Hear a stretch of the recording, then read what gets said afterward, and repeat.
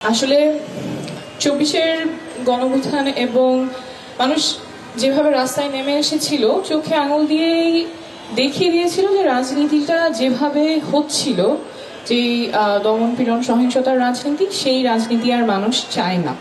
একটা নতুন ধরনের রাজনীতি চায়, নতুন ধারার রাজনীতি চায়। কিন্তু আজকে আসলে সেই জায়গা থেকে প্রায় 2 বছর পরে দাঁড়িয়ে আমরা যেই নতুন ধারার রাজনীতিটা দেখতে চাচ্ছিলাম সেই জায়গাটায় হয়তো আমরা এখনো যাইনি, বরঞ্চ মনে হচ্ছে যে পেছনের দিকে যাচ্ছি, আবারও সহিংসতার রাজনীতি ফেরত আসছে, প্রতিপক্ষকে ঘায়েল করার রাজনীতি ফেরত আসছে।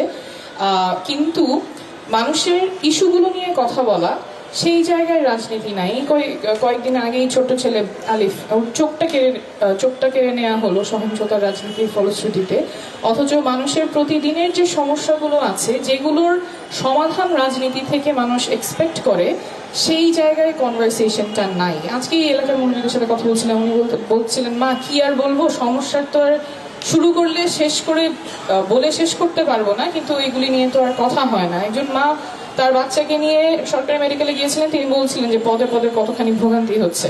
তো আসলে দৈনন্দিন যে সমস্যাগুলো আছে, মানুষের প্রতিদিনকার যে সমস্যা, যেগুলো রাজনীতি থেকে মানুষ সলিউশন চায়, নেতাদের কাছ থেকে, নেত্রীদের কাছ থেকে যে সমাধানগুলো চায়, যে কথোপকথনগুলো চায়, সেই গঠনমূলক রাজনীতির বদলে আমরা আসলে সহিংসতা কিংবা প্রতিপক্ষকে ঘায়েল করার ওই পয়েন্ট স্কোরিং এর রাজনীতিটাই দেখছি। তবে আসার কথা হচ্ছে আমাদের সবার মধ্যেই একটা এফর্ট থাকতে হবে, প্রচেষ্টা থাকতে হবে, যাতে ওই গঠনমূলক রাজনীতির পথে আমরা হাঁটতে পারি।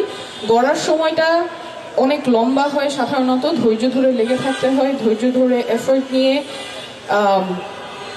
চালিয়ে যেতে থাকলে হয়তো খুব স্বল্প সময়ে আমরা ফলাফল দেখতে পারবো না, কিন্তু ধৈর্য ধরে প্রচেষ্টা চালিয়ে যেতে থাকলে আমরা নিশ্চয়ই ওই জায়গাটাতে পৌঁছাবো যেখানে গঠনমূলক রাজনীতি সামনে থাকবে, সবার সামনে থাকবে, এবং সমাধানগুলো, মানুষের সমস্যার সমাধানগুলো যেগুলো রাজনীতি থেকে আসা প্রয়োজন, সেই জায়গায় রাজনীতিটা আগাবে। সেই প্রত্যাশাই রাখছি। সকলকে অনেক ধন্যবাদ।